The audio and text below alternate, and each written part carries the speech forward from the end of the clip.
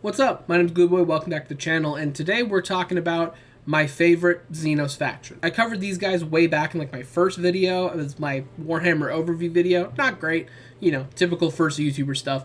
So might as well do them some justice and give the Necrons their own video. And yeah, they're my absolute favorite, though Orcs and Tyranids close second.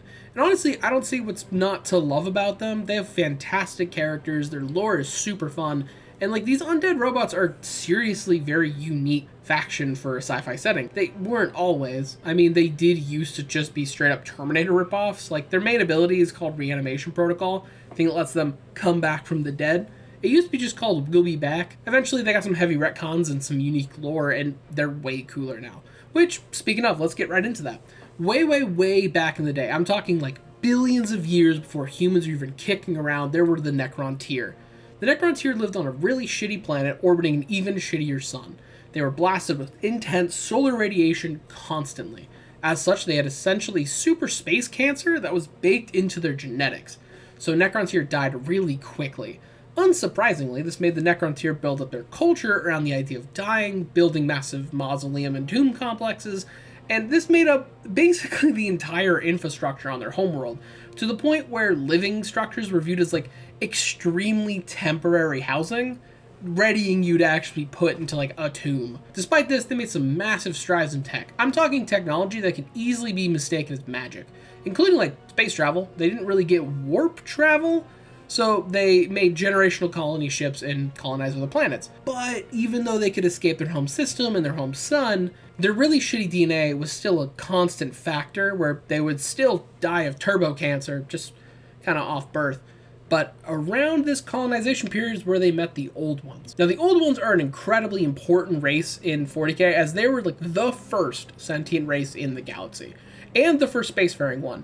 Because these dudes are super advanced, psychically and technology-wise, as they were the ones who made the webway that the Eldar use, which webway, for those who don't know, is essentially a little pocket dimension that lets you travel faster without going through the warp. Think of it as nether travel. You go into a portal, walk through a little realm, leave. It's shorter than it really is. That and the nice little bonus, so you don't have to deal with demons trying to kick your ass while you're just trying to travel to your planet. That and these psychic toad men were really powerful and had a really fun hobby of uplifting life. And for a species that exists in, the 40k universe, I gotta say this is probably the most wholesome activity you could take part in. And they traveled the stars, just exploring around, and a lot of new species popped up in their wake. And when the Necron tier went up to these immortal frog people asking for just a crumb of immortality, they refused. It's not explicitly stated why, but my theory is just because the Necron tier were kind of dicks. They were constantly in some Game of Thrones level political fuckery, civil wars, and obviously the whole shitty situation they had kind of made them a bunch of assholes. So that's probably just why they were denied. And through this, the leaders of the Necron tier, the Triarch, found that this was an excellent excuse to unite the Necron tier people by banding them together to kill some outside threat, the Old Ones. Thus began the War in Heaven. So yeah, they waged war on the Old Ones, and to cut a very long story short, the Necrons got their ass whooped so bad they lost all of their colonies and had to settle back on their homeworld. It was then they discovered the Catan. At this point, these creatures were essentially just beings of pure energy that were the actual first life form in the galaxy, though I don't think you could classify them as really sentient. They were essentially star parasites that were born from the stars and then would feed off of the energy produced by said star. Though the Necrons here, specifically one of the Triarch, Skarek, the Silent King, yes, that Silent King, decided to pull up. You could make a religion out of this. And they were perceived as the children of the main Necron tier god, and they set to work trying to harness them against the Old Ones. They built the Catan, or also known as Star Gods, bodies made of their special living metal Necrodermis. It's just T1000 liquid metal. Just watch Terminator 2 and you'll get the vibe of what Necrodermis is. And the first one to come on down was the Nightbringer, the dude that just so happens to look like the Grim Reaper. Now he found out, moment he popped into sentience, turns out living souls are way more tasty than shitty flavorless solar energy. So he just went to town, and eventually the other Catan caught wind of this and came to join, eventually culminating in one of the Catan, known as the Deceiver. He didn't actually call himself that, so giving the Silent King just a little bit of credit here. He pulled a funny little trick on the Silent King, basically giving him the idea of, hey, I can give you immortality, just have to follow through with my plan. His plan was going through a process known as biotransference, where every single Necron tier was thrown into, like, essentially a big, like, cauldron that funneled all their souls right into the Catan just for easy eating, and they were all put into Necrodermis bodies, where now they dropped the tier syllable and became Necrons, and were now robots with no souls, and could wage war on the old ones, now being led by the Catan. Now, the Catan were pretty down to kill the old ones, mainly because they were real tasty. And in response, the old ones made multiple races to help fight back. Mainly, there's like the two big players here. We have the Eldar and the Orcs, both being incredibly unreliable in every sense of the word. Didn't fully flesh out. The old ones were eventually all killed, and the Catan ate their souls. But right when the last old one was killed, the Silent King enacted his plan and swung right at the Catan with all of his Necrons. Not killing them, because that was basically impossible, but shattering them into lesser forms so they can be controlled. Now they're shackled to power war machines, or even use like Pokemon to set at the enemy. That's an important thing to mention. If you ever fought the actual models for the Catan, they're all shards. They're not the full thing. And these shards are still really powerful. The few times you can see in the books and stuff where a Catan shard is like showing off, it's fucking terrifying, dude. But after all this, the Catan were now all shackled, and the Silent King faced a problem. As the Necron were no longer really a dominant force in the galaxy, they took some heavy losses and had to rebuild a little bit. And there was also the fact that the Eldar were currently like the dominant force. As on the side of the War of Heaven, they also were just fucking like rabbits and breeding a lot, and would colonize at a stupidly fast rate, way faster than the humans did. So they were very clearly going to become the dominant force in the galaxy, and the Silent King didn't want to deal with it. So he decided all of the Necrons should go into the Great Sleep, which was just to wait out the Eldar, because the Silent King was a smart guy. He knew that the Eldar would fuck up eventually and, ruin themselves, so just might as well sleep it out.